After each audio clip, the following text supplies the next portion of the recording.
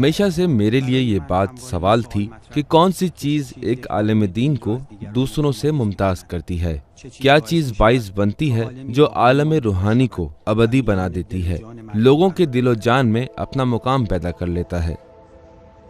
میرے لیے ہمیشہ بڑے افراد کی زندگی ایک سوال رہی ہے، جیسے ابو علی سینا، خواجہ نصیر یا ملا صدرہ کی زندگی ایک بڑا سوال ہے۔ وہ کس چیز کی تلاش میں تھے؟ کس طرح طبیعت کے علوم تجربی ان کے ہاتھ پر آنے کے بعد مافوق طبیعت بن جاتے ہیں، اور کس طرح یہ زندگی اپنی رنگینیوں کے باوجود ان کی نظر میں انتہائی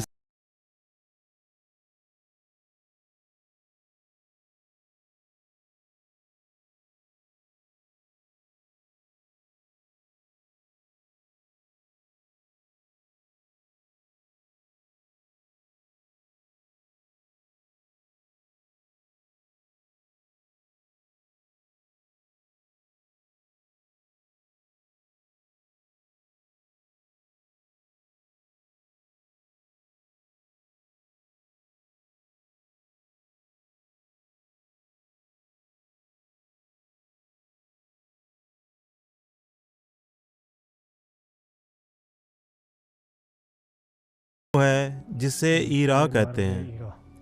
کیا یہاں کوئی رہتا بھی ہے؟ اہل علاقہ رہتے ہیں، یہاں کے قدیم باشندے ہیں، تقریباً 70-80 خاندان ہیں۔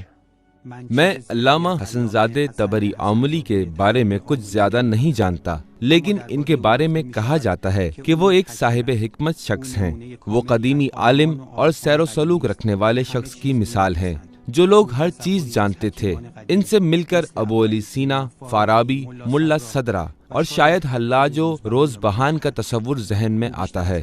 انہوں نے اپنی زندگی کے 70 سال صرف پڑھنے، لکھنے اور عبادت کرنے میں گزار دیے ہیں۔ لوگ ان سے محبت و عقیدت رکھتے ہیں اور ان سے دعا کرنے کو کہتے ہیں۔ میں ایرا کی طرف سفر کر رہا ہوں، جو کہ آمل کے جنوب میں 80 کلومیٹر کے فاصلے پر اور لاریجان کے قریب واقع ہے۔ یہ گاؤں آج کل غیر آباد ہے۔ اس گاؤں میں 1928 میں وہ بچہ پیدا ہوا جو آج بلند مرتبہ علماء میں شمار ہوتا ہے۔ میرے الفاظ میں علامہ حسن زادہ عاملی اس زمانے کے عظیم عالم اور ہر فن میں مہارت رکھنے والے افراد کی آخری نسل ہیں۔ وہ ایسی شخصیت ہیں جو علوم دینی کے علاوہ ریاضی، نجوم، طب اور ادبیات میں بھی ید طولہ رکھتے ہیں اور ان علوم پر تسلط رکھتے ہیں۔ فرانسیسی زبان کو خوب اچھی طرح جانتے ہیں، مزید یہ کہ بہت سے بلند مرتبہ بزرگان دین کی طرح ماہر شاعر بھی ہیں۔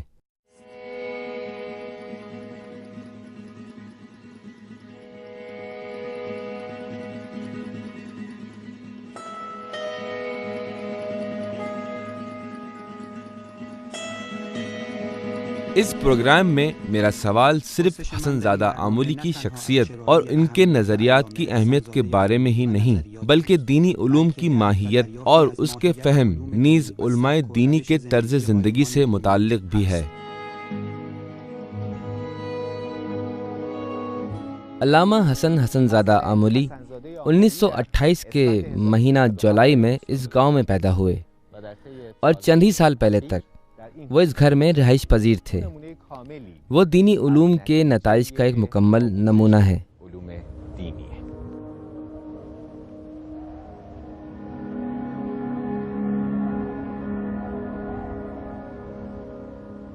قبلہ کا کون سا گھر ہے؟ وہ سب سے آخر والا گھر قبلہ کا ہے۔ کون سا؟ وہ نیلے رنگ والا؟ وہ والا نہیں، وہ نیلا یا سبز رنگ کا؟ جی نیلا والا۔ یعنی اگر قبلہ باہر آئیں تو نظر آ جائیں گے؟ جی بالکل۔ یہاں سے نظر آئیں گے؟ جی ہاں، قبلہ جب بھی یہاں آتے ہیں، میرے گھر بھی آتے ہیں، مجھ غریب کے گھر آتے ہیں۔ بہت اچھا، یعنی یہاں سے بھی نظر آتے ہیں۔ مکہ گئے تھے، اس کے بعد آئے تھے۔ قبلہ کب یہاں آتے ہیں؟ قبلہ گرمیوں کے شروع میں آتے ہیں، ہر دفعہ گرمیوں میں آتے ہیں۔ کیا اس سال بھی آئے تھے؟ جی بالکل، وہ ہمیشہ آتے ہیں۔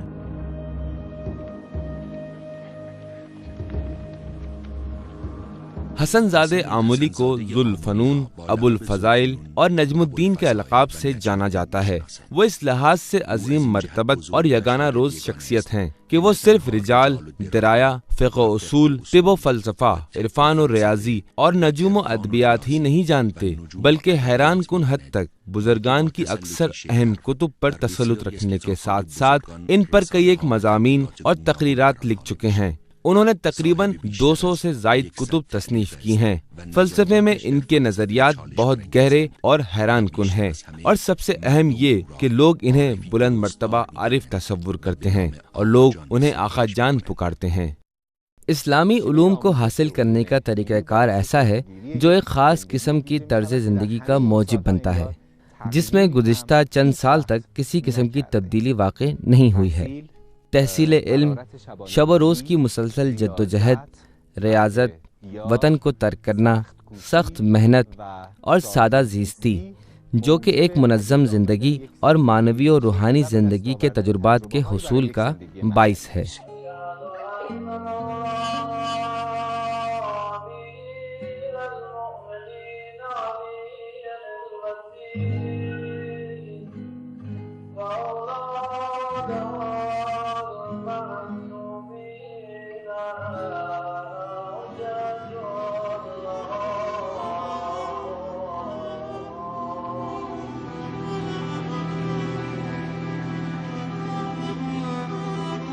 علامہ حسن زادہ آملی ایران کے ایک گاؤں ایرا میں پیدا ہوئے۔ وہاں کے مکتب خانے میں تعلیم حاصل کی اور پھر آمل چلے گئے۔ ابتدائی دینی علوم پڑھنے کے ساتھ ہی روحانیت کا لباس زیب تن کیا۔ اس کے بعد تہران اور پھر قم تشریف لے گئے تاکہ مختلف اساتذہ سے کسب فیض کر سکیں۔ آج 85 سال کی عمر تک کوئی لمحہ کتاب، تحقیق و تدریس کے علاوہ نہیں گزرا۔ اگرچہ جوانی کے دور میں معاشرتی خدمت کے کاموں میں بہت زیادہ وقت صرف کیا کرتے تھے، لیکن اس زمانے میں بھی وہ اپنی خلوت کے اوقات کو ترجیحی بنیاد پر کتب کی تحریر و تصنیف اور عبادات میں گزارا کرتے تھے۔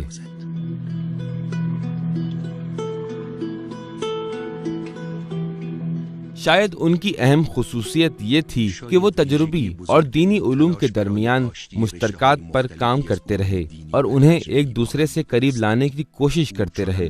وہ مختلف اور کبھی متضاد فلسفی نظریات کو یا عرفانی، علمی، حتیٰ قرآنی نظریات کو یوں اکٹھا کرتے ہیں کہ جیسے ان کے درمیان کوئی فرق نہیں ہے اور ان کے درمیان کسی قسم کا کوئی اختلاف نہیں ہے۔ گویا انہوں نے تجربے کے ساتھ یہ بات سمجھی ہے کہ ان چھوٹے بڑے نظریات سے ہٹ کر عالم میں کوئی وحدانیت پائی جاتی ہے۔ کبھی کبھی وہ محسوس کرتے ہیں کہ ان کے اندر بہت سے سوالات کے جوابات موجود ہیں۔ جن باتوں نے انہیں حیران و پریشان کیا تھا اب وہ کسی نتیجہ پر پہنچ رہی ہیں۔ میرے خیال میں اس احساس کو پروان چڑھانا چاہیے۔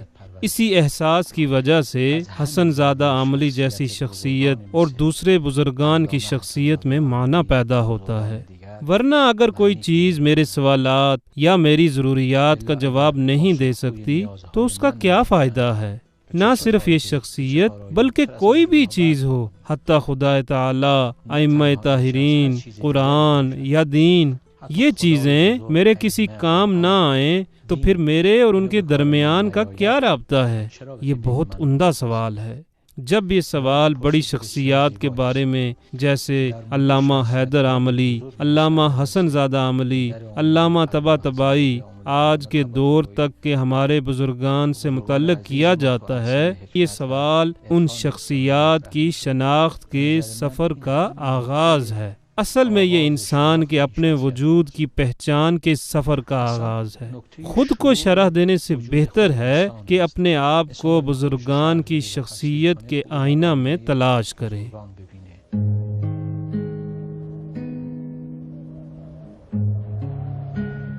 علامہ نے اپنا بچپن اس گاؤں میں گزارا ہے، وہاں مکتب خانے میں تعلیم حاصل کی اور وہاں کی سردی گرمی کو بچپن میں محسوس کیا ہے، ایک مختلف زندگی کے ابتدائی تجربات حاصل کیے۔ ظاہراً یہ گاؤں علامہ کے زندہ جاوید مکاشفات کی جگہ ہے۔ ہر روز دماوند کے پہاڑ کو دیکھنے کی وجہ سے شاید علامہ کے عزم و ارادے پر گہرے اثرات مرتب ہوئے تھے۔ پہاڑ سے آسمان تک جہان ہستی کی عظمت کے نشانات علامہ کی روح و جان پر باقی رہ گئے تھے۔ طبعی ماحول میں جہان ہستی کو کشف کرنے کے بہترین ذرائع موجود ہیں۔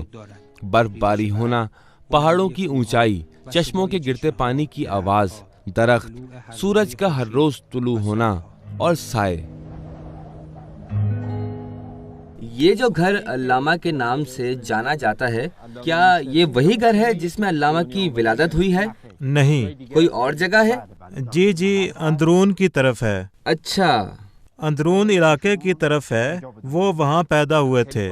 یہاں سے کافی دور ہے کیا؟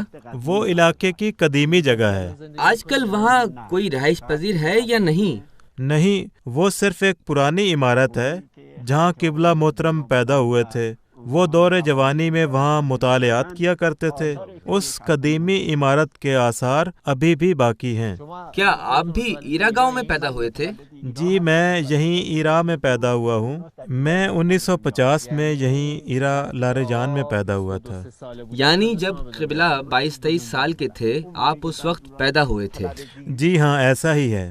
جب قبلہ طالب علم کے زمانے میں آمل کی مسجد میں تھے یا تہران کے مدرسہ میں رہائش پذیر تھے۔ اچھا، تو گرمیوں کے موسم میں یہاں ایرا تشریف لایا کرتے تھے۔ اس وقت ان کی رہائش بالکل یہاں ہوا کرتی تھی۔ علامہ حسن زادہ بہت سے شاگردوں حتیٰ گلی کوچے کے عام لوگوں کی زندگی کو بدلنے کا موجب بنے۔ ان کی شخصیت سحر انگیز ہے۔ وہ بہت عمدہ طریقے سے ایک روحانی باپ ہونے کا کردار ادا کرتے رہے ہیں۔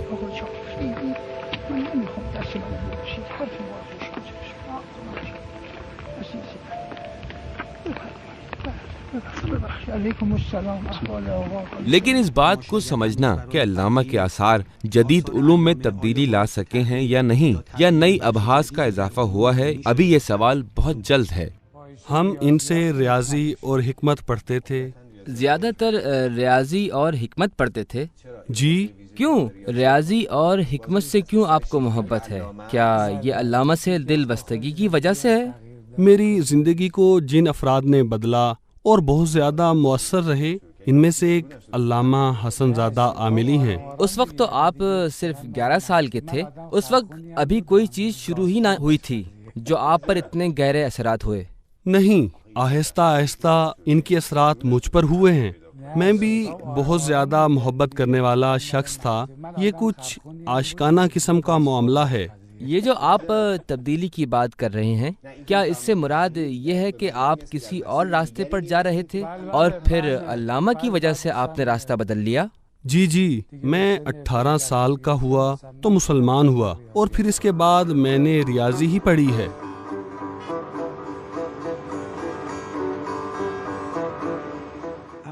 آج میری ضروریات کیا ہیں؟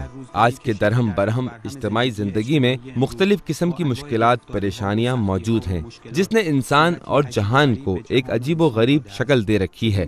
ان حالات میں کس طرح یہ تصور کیا جا سکتا ہے کہ ایک عالم دین جو دنیا بھر کی رنگینیوں سے منہ پھیر چکا ہے اور زندگی کی اس حالت کو گزار رہا ہے جو صرف تاریخ و کہانیوں کی کتابوں میں پائی جاتی ہے، کیسے اس دنیا کے مسائل کا حل بتا سکتا ہے؟ کئی سال پہلے دینی علوم کے حصول کا طریقہ کار یہ تھا کہ بزرگ علماء اپنے سے پہلے گزرنے والے ماہرین علوم جیسے فارابی، شیخ طوسی یا ابھی حال ہی کے صدر المتاہلین سے حاصل کرتے تھے۔ وہ پڑھاتے تھے۔ یہ تعلیم کا ایسا طریقہ کار تھا جس میں فقیہ، معمار، راوی، متکلم، فلاسفر، طبیب، منجم اور حکمران سب ایک ہی جگہ اکٹھا ہو کر بیٹھا کرتے تھے۔ جدید دنیا اور اس میں ہونے والی تبدیلیاں دینی علوم پر بے اثر نہ رہیں، یہاں تک کہ اب ہم جناب ہلی، رازی، ابو علی سینا یا محی الدین کے واقعات بہت کم سنتے ہیں۔ اس زمانے میں ایسے نظام تعلیم میں علماء دین بہترین دانشور اور سائنسدان بھی ہوا کرتے تھے۔ رازی الکل کا کشف کرنے والا تھا، سینا طبیب تھا، غزالی نے حکومت کا آئین و قانون لکھ رکھا تھا، جبکہ فارابی موسیقی کے بارے میں کتاب لکھ رہا تھا۔ غزالی رساله حکومت می نوشت و فارابی رساله‌ای درباره موسیقی۔ صدرہ کی تعلیمات میں شریعت کے ساتھ ملی ہوئی عقلانیت ہے، اور ایسی چیز میں نے کہیں بھی نہیں دیکھی۔ وہ بڑوں کے لیے بھی ایک مثال ہیں۔ ابن عربی کے مکاشفات جو ایک کتاب فصوص فتوحات کی شکل میں تبدیل ہو گئے، ہم استاد علامہ کی عملی زندگی میں ان کا مشاہدہ کرتے ہیں۔ وہ کبھی کبھی فرماتے ہیں کہ میں ایسے حال و مقام میں ہوں کہ مجھ پر یہ ذکر حاکم ہے کہ یا ہوا یا من لا ہوا الا ہو، یعنی توحید کی بلند ترین سطح کو اپنے اندر محسوس کرتے ہیں۔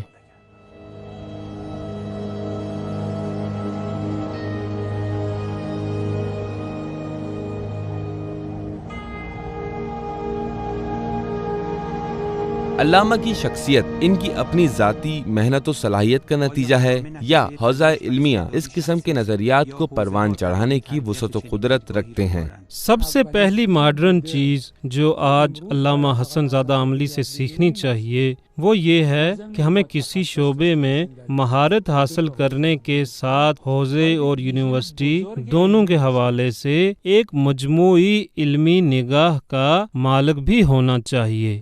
بشری علم کہاں ہے اور اس کا جغرافیہ آج کل کیا ہے؟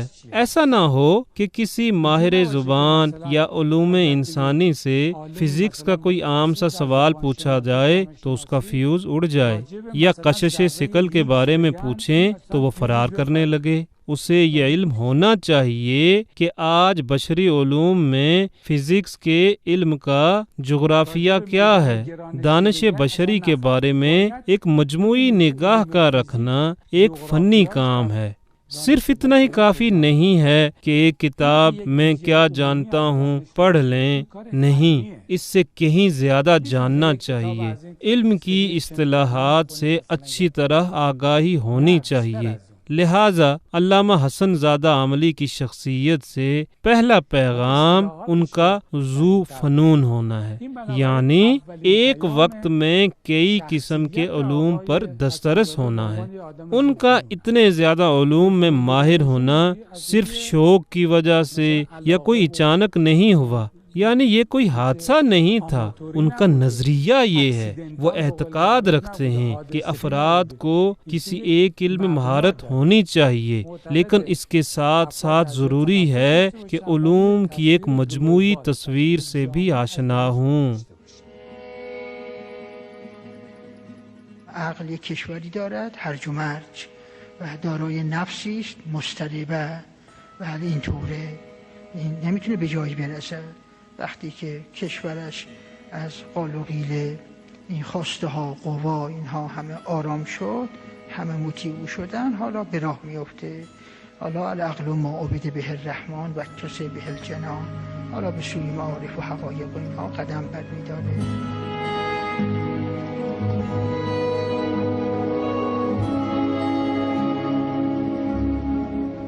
یہ ایرا کی مسجد امام بارگاہ ہے۔ علامہ کی بہت سی تقریریں اور خطابات یہاں انجام پائے ہیں۔ لوگوں سے ملاقاتیں، درس و بحث یہاں ہوا کرتا تھا۔ عوام کے سوال و جواب کا سلسلہ بھی یہی ہوا کرتا تھا۔ علامہ کہتے ہیں کہ انہوں نے بہت ابتدائی تعلیم ایرا کے گاؤں میں جناب ملا باجی کے پاس حاصل کی۔ ان کی یادیں بہت دلچسپ ہیں۔ میرے گھر والوں نے اس لیے کہ وہ خود آرام سے رہیں مجھے بہت جلد مکتب خانے پڑھنے کے لیے بھیج دیا تھا۔ مکتب میں 4 افراد ملا مکتبی تھے، ان میں سے 3 عدد عورتیں تھیں اور ایک مرد تھا۔ وہ ایک مولوی صاحب تھے جن کا نام سید حسین امام تھا۔ ہفتے سے بدھ تک ہم سبق پڑھتے تھے اور جمعرات کو سبق نہیں پڑھتے تھے۔ اس دن دہرائی کیا کرتے تھے۔ جمعے کے دن چھٹی ہوا کرتی تھی۔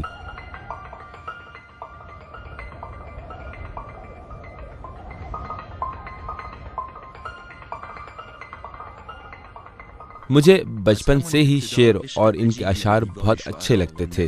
اس دور میں بابا طاہر کے تمام 2 بیت شعر، خیام کی رباعیات اور حافظ کی تمام غزلیں مجھے زبانی یاد تھیں۔ شعر و شاعری کا مجھے اس قدر شوق تھا کہ میں نے چوتھی پانچویں جماعت میں ہی شعر کہنا شروع کر دیا تھا۔ جب علامہ نے بچپن میں اپنے والد کے کہنے پر تعلیم حاصل کرنا چھوڑ دیا تو 1 سال تک والد صاحب کے ہمراہ ان کی دکان میں کام کرتے رہے۔ پھر ایک حافظ کے دیوان سے فال نکالی۔ اس فال میں جناب حافظ کی طرف سے نوجوان حسن زادے سے کہا گیا کہ صحرائی راستے کی طرف چل پڑے اور پھر سے علم حاصل کرنے کی طرف قدم بڑھائے۔ یوں علامہ نے دوبارہ تعلیم کے حصول کا راستہ اپنا لیا۔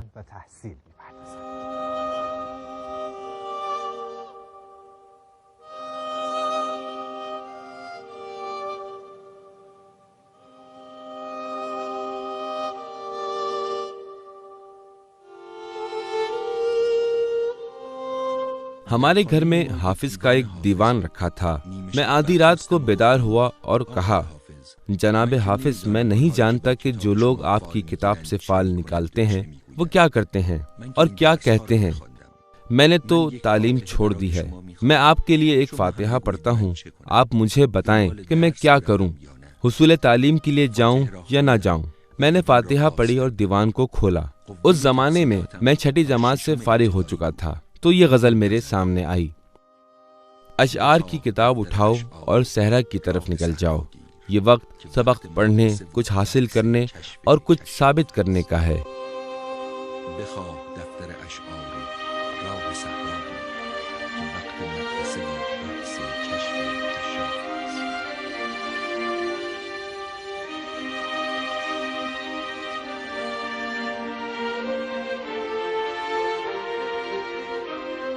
اس واقعے کے بعد علامہ ایسے صحرا اور ایسے راستے کی طرف چل پڑے کہ آج 70 سال ہونے کو ہیں کہ وہ ختم ہونے کو نہیں آ رہا۔ وہ کوشش کر رہے ہیں کہ جہاں تک ہو سکے پڑھیں اور سمجھیں۔ کیا یہ سب کچھ حافظ کے شعر میں چھپی ہوئی تقدیر تھی؟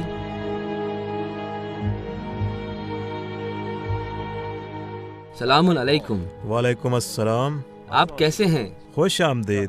آپ سے مل کر بہت خوشی ہوئی۔ میں آپ کا ممنون ہوں۔ آپ خیریت سے تو ہیں؟ شکریہ۔ کیا اس مدرسے میں صرف یہی ایک لائبریری ہے یا کوئی اور بھی ہے؟ جی، یہ اس مدرسہ کی ایک ہی لائبریری ہے۔ گزشتہ ادوار کی جو بھی کتابیں ہیں وہ یہاں موجود ہیں؟ سوائے خطی نسخوں کے سب ہیں۔ اچھا، ہاں، اس کا مطلب ہے کہ خطی نسخے کہیں اور محفوظ کیے جاتے ہیں۔ جی ہاں۔ ان کی اتنی ہی تعداد ہے یا اس سے کم ہے؟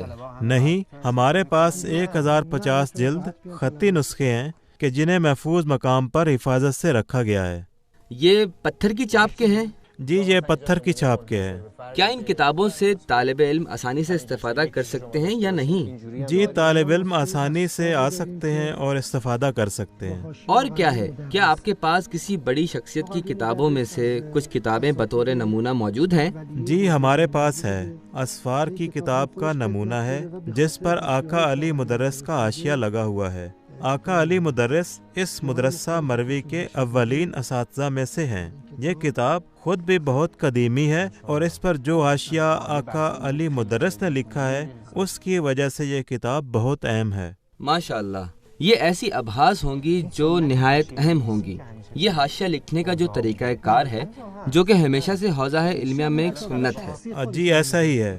کیا یہ طریقہ کار آج بھی رائج ہے یا نہیں؟ طالب علم اپنی ذاتی کتابوں پر حاشیہ لکھتے ہیں۔ یعنی آج کل زیادہ تعداد میں کتاب چھپنے کی وجہ سے یہ طریقہ کار زیادہ رائج نہیں رہا اور اس نے انہیں بے نیاز کر دیا ہے۔ جی، ایسا ہی ہے۔ اور یہاں کیا کچھ ہے جو ہم دیکھ سکتے ہوں؟ مثلا ہم انہیں جانتے ہیں۔ جس دور میں علامہ حسن زادہ آمولی یہاں ہوا کرتے تھے وہ کون سا دور تھا؟ ہمارے پاس جو ریکارڈ موجود ہے اس کے مطابق 1950 میں یہاں تشریف لائے تھے اور 1958 تک وہ یہاں رہے۔ یعنی تقریباً 8 سال یہاں مقیم رہے۔ جہاں تک مجھے معلوم ہے ایسا ہی ہے۔ کیا علامہ حسن زادہ آمولی کی کوئی چیز، کوئی یادگار اس لائبریری میں موجود ہے؟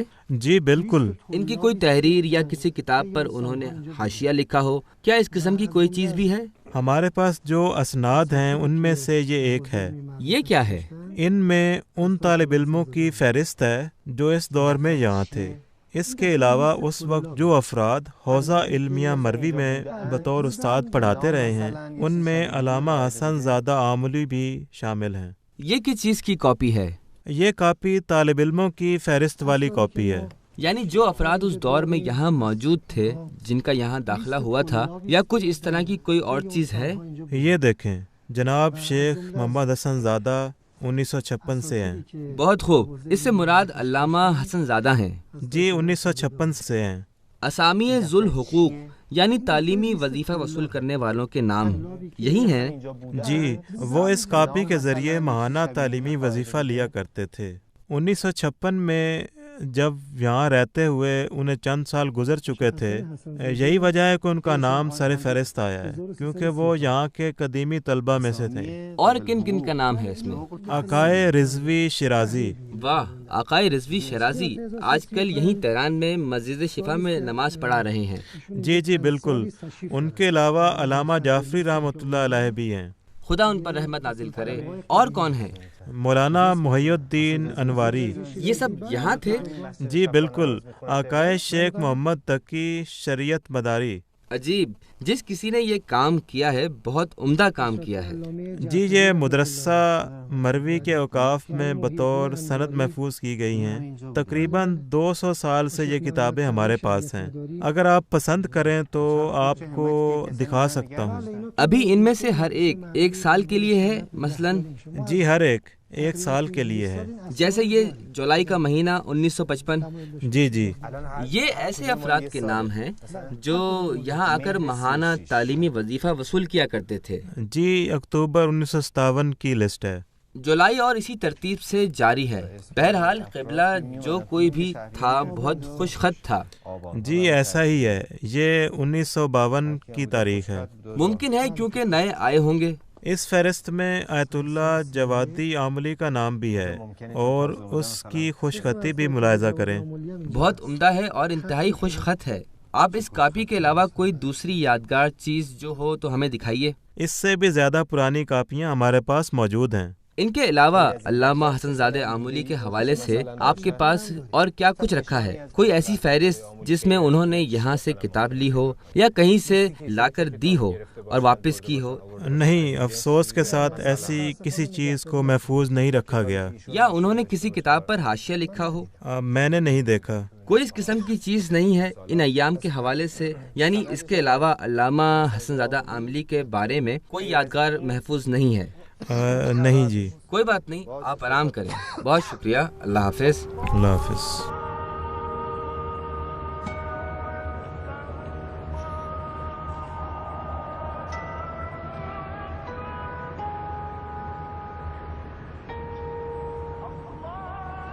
دور اول کے مدارس مساجد سے متصل یا مساجد کے اندر بنائے گئے تھے۔ قدیمی دینی مدارس کے بنانے کا یہ طریقہ اور پرانی ساخت کے مدارس کا آخری دور قاجار کے زمانے تک رائج رہا ہے۔ مدارس علمی ظاہر میں مسجد کی شکل و صورت اور بناوٹ کے ہوا کرتے تھے۔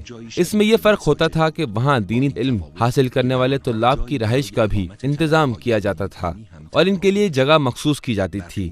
بعض لوگ یہ اعتقاد رکھتے ہیں کہ مدارس علمی کا یہ طرز تعمیر قدیم ایران میں جندیش پور کے علمی مراکز کی باقیات میں سے ہیں۔ امام صادق علیہ السلام کے پاس مدینہ یا کوفہ میں کوئی مدرسہ نہیں تھا جو انہوں نے تعمیر کروایا ہو۔ کبھی مسجد میں سبق پڑھاتے اور کبھی گھر پر ہی پڑھاتے تھے۔ کبھی رستے میں لوگ چلتے ہوئے سوال کر لیتے تھے، کبھی مکہ میں کبھی مینا میں حضرت سے سوال دریافت کرتے۔ یہ ایسے علماء تھے جو ہمیشہ عوام کی تعلیم و تربیت میں مصروف رہتے۔ خاص طور پر وہ شیعہ جن کے ہاتھ میں حکومت نہ تھی، ان کے علماء صافی طبی تھے، یعنی آج کی طرح نہیں کہ انتخاب کریں۔ قدرتی طور پر معمولاً ایسے ہی افراد حوزہ علمیہ میں آتے تھے جو روحانیت کی طرف راغب ہوتے تھے۔ وہ جانتے تھے کہ بعد میں کوئی مقام و منصب نہیں ملنے والا، ایسی کوئی چیز نہیں ہے۔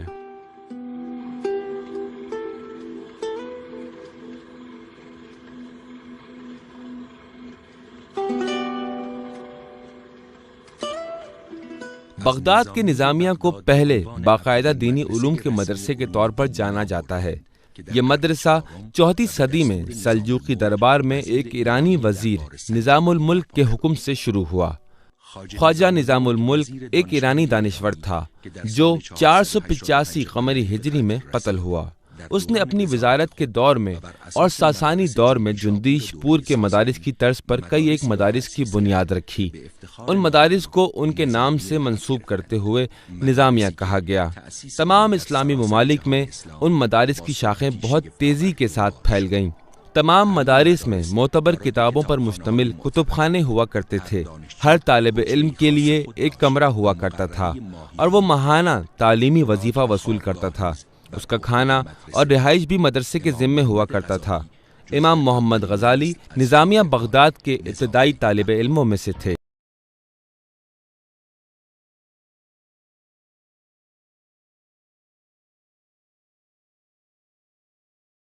دور میں یہاں تعلیم حاصل کرنے والے افراد میں 2 طرح کے لوگ ہوا کرتے تھے۔ پہلے ادب پڑھنے والے لوگ تھے جو شعر و شاعری، تاریخ اور ادبیات سیکھتے تھے، اور دوسرے وہ جو علم پڑھتے تھے، یعنی جس میں تمام دینی معارف، قرآن، تفسیر و احادیث، سیرت اور سنت رسول اور ایسے علوم جو ان سے متعلق ہوا کرتے تھے جیسے حیات، نجوم، ریاضی اور طب کا علم شامل تھا۔ اس لیے تمام علوم ان 2 قسم کے علوم میں سمیٹنا ضروری تھا، جیسے فلسفہ جو بعد میں دینی علوم کا حصہ بن گیا، جبکہ اس کے علوم دینی ہونے یا نہ ہونے پر آج بھی بحث کی جاتی ہے۔ اس طرح علم عرفان جو ادبیات، شعر و ادب کا بھی حصہ ہے اور علوم دینی میں بھی شامل ہے۔ لہٰذا اسی وجہ سے بعض علماء شعر و شاعری سے بیزار ہیں اور بعض اپنے زمانے کے بہترین شعراء میں شامل ہیں۔ قرآن پاک میں جتنے بھی علوم کا ذکر ہوا ہے، علامہ حسن زادہ آملی تقریباً ان تمام علوم سے آگاہی رکھتے ہیں، جیسے علم کلام، تفسیر، فقہ، ریاضی، طب، نجوم و حیات۔ اس کے علاوہ ان کا ایک شعری مجموعہ بھی ہے جس میں 5000 شعر موجود ہیں۔ مزید یہ کہ انہوں نے ابو المعالی کی کتاب کلیلہ و دمہ کی تصحیح اور ترجمہ کیا ہے۔ شاید یہ بات ہمارے لیے عجیب نہ ہو کہ ایک عالم دین فقہ، تفسیر اور کلام کو جانتا ہو، لیکن شعر و ادب کی اسے کیا ضرورت ہو سکتی ہے؟ اس کا جواب شاید یہ ہو سکتا ہے کہ شعر و ادب دنیا کے اکثر دانشور اور اہل علم حضرات کی ضرورت اور کسی حد تک دلچسپی کا باعث رہا ہے۔ گویا شعر و ادب معنی جہان کو کشف کرنا ہے۔ جب ہم معنی ہستی کو جستجو کرنا چاہتے ہیں تو شعر و ادب سے فرار ممکن نہیں ہے۔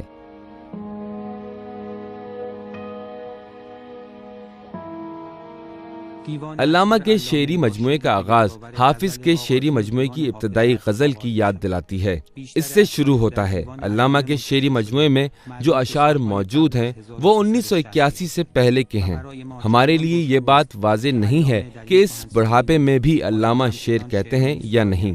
اکثر اشعار کے نیچے لکھی گئی تاریخ اس زمانے کو بتاتی ہے جب وہ قم یا تہران میں مقیم تھے۔ اولی فرزندم آقا عبدالله رو خدا به ما داده، خواستیم تهران خونه بگیریم، خیلی در زحمت افتادیم چون در بست نمیتونستیم بگیریم، خونه در بست برای ما مشکل بود و هر بنگاه که میرفتیم سوال میکردیم، اولین سوال جوابم این بود که بچه داری؟ گفتیم بله. گفتن خونه نداری.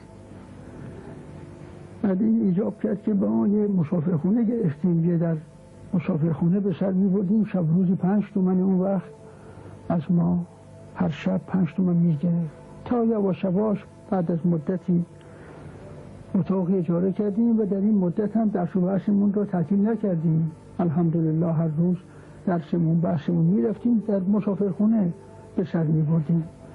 این توی اتاق داشتیم. بعد اونجا نامه از اونجا شروع شده. بعد اونجا شروع کردیم و نامه شیرین برای خدا فرستادیم.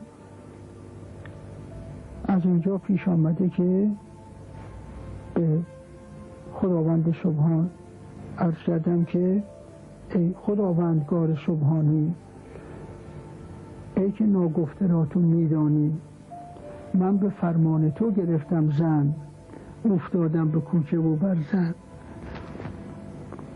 تو خودی سرور من آگاهی هر کجایی که بود بنگاهی پاسخ پرسش من از خانه اولا بچه داری تو یا نه.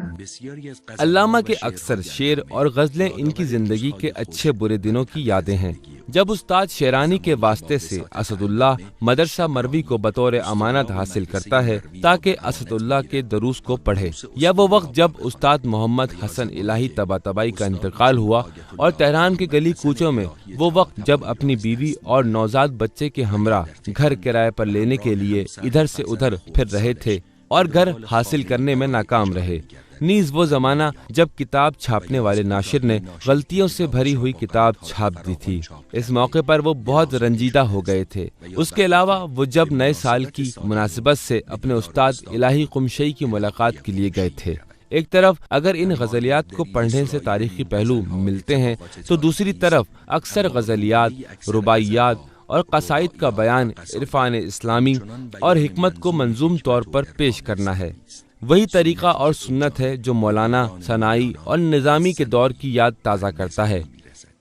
کیا شعر و ادب معاشرے کے مختلف طبقات سے رابطے کا ایک ذریعہ ہے؟ شعر ایک ایسی زبان ہے اور ایک ایسی چابی کی مانند ہے جو ہر تالے پر لگ جاتی ہے، لہٰذا آپ شعر کے ذریعے ایسے مطالب بیان کر سکتے ہیں کہ جن کو نثر میں بیان کرنا مشکل ہے، جیسے وجوب امتنان کی بحث ہے یا وجوب امتنان رحمت کا موضوع اکثر لوگوں کے لیے سمجھنا مشکل اور ناقابل حل ہے، لیکن علامہ نے شعر کے پیرائے میں ان باتوں کو سمجھایا ہے۔ ایک مرتبہ علامہ نے فرمایا کہ میرے شعری مجموعے میں ایک بھی شعر نہیں ہے، پورے شعری کلام میں ایک بھی کلمہ شعر نہیں ہے۔ عجیب بات ہے، جب دوسرے لوگ شعری مجموعہ پڑھتے ہیں تو وہ شعر و شاعری پڑھنے کے لیے کتاب کھولتے ہیں، کس طرح وہ شعر نہیں ہے؟ فرمایا ایسے نہیں ہے کہ میں ایک علمی بات کو پہلے سے سوچ رکھوں اور دوسرے لوگ جسے نثر میں لکھتے ہیں اور میں اسے نظم کی صورت میں لکھتا ہوں، ایسا نہیں ہے، تو پھر کیا ہے؟ فرمایا دوسرے لوگ اپنی زندگی نامہ کو، اپنی بایوگرافی کو نثر کی صورت میں تحریر کرتے ہیں، لیکن میں نے نظم کی صورت میں لکھا ہے۔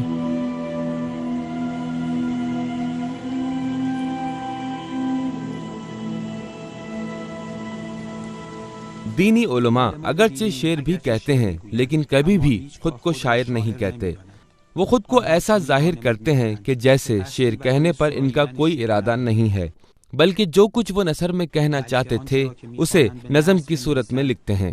کیا یہ بات زبان شناسی کا عمل ہے؟ جس طرح آج کے زبان شناس فاصلے اور جدائی متن از مؤلف اور افق کے درہم برہم ہونے کے بارے میں بات کرتے ہیں، یا یہ عارفانہ عمل ہے؟ جیسے ہمیشہ عارف لوگ قبول کرنے اور قبول نہ کرنے اور نفی و اثبات کی بات کرتے ہیں۔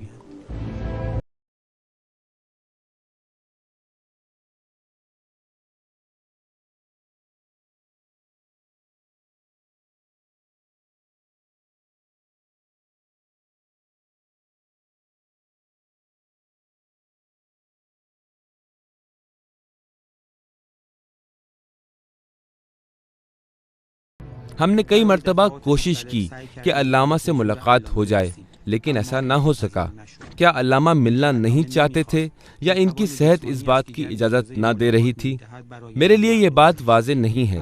اکثر یہ بات کہی گئی ہے کہ علامہ بہت مشکل سے تصویر یا فلم بنانے کی اجازت دیتے ہیں۔ بالکل ایسا ہی ہے کہ بہت سے علماء اپنی تصویر بنوانے کے بارے میں رغبت نہیں رکھتے۔ یہ علامہ کی تصاویر ہیں، کم کے دفتر اور ایرا کے گھر کی تصاویر ہیں۔ ان دونوں جگہوں کو دیکھنے کا موقع نہ مل سکا۔ علامہ اس مادی جہان میں سب سے زیادہ کتاب اور کاغذ سے مانوس ہیں۔ علامہ کے پاس خطی نسخوں اور نایاب کتابوں پر مشتمل ایک بڑی لائبریری ہے۔ اس کے علاوہ وہ گزشتہ 70 سال میں لکھی ہوئی اپنی تحریروں کا بہت بڑا مجموعہ اکٹھا کر رہے ہیں۔ انہوں نے اپنے شاگردوں کو بتایا ہے کہ ان کی تحریروں میں سے جو کچھ چھپ چکا ہے وہ اس کے مقابل میں جو ابھی نہیں چھپا بہت کم ہے۔